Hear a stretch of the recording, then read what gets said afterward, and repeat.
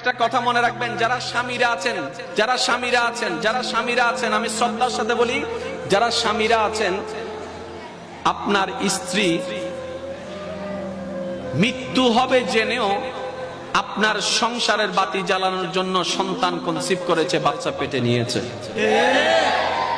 এইরকম পরিস্থিতিতে একজন স্ত্রীর সবচাইতে বড় শক্তির নাম হচ্ছে তার স্বামী। ব্যস্ততা ছিল, আছে, থাকবে, ব্যবসা চাকরি ছিল, আছে, থাকবে, কিন্তু এই মোমেন্টটা আপনি আর কখনো পাবেন না হয়তোবা। সেজন্য যতটুকু পারবেন স্ত্রীর সেবা করার চেষ্টা করবেন। আপনি বলবেন আমি তো স্বামী, আমি তো বড়, আমি কেন সেবা করব?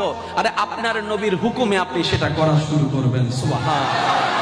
আপনার স্ত্রীকে একটু মেন্টালি সাপোর্ট দেওয়ার চেষ্টা করবেন, মাঝে মধ্যে মাথায় একটু হাত বুলাই দিবেন। আপনি জানেন স্বামী যখন মাথায় একটু হাত বুলাই দিয়ে বলে চিন্তা করিও না, আল্লাহর রহমতে সব ঠিক হয়ে যাবে, সেই মুহূর্তে স্ত্রী হাসি মুখে জানটা পর্যন্ত দিয়ে দিতে পারে। এরকমও ভালো স্ত্রী আছে না নাই? আল্লাহ প্রত্যেকটি স্বামী স্ত্রীকে বন্ধুর মতো জীবন যাপন করার তৌফিক দান করুক। আমিন।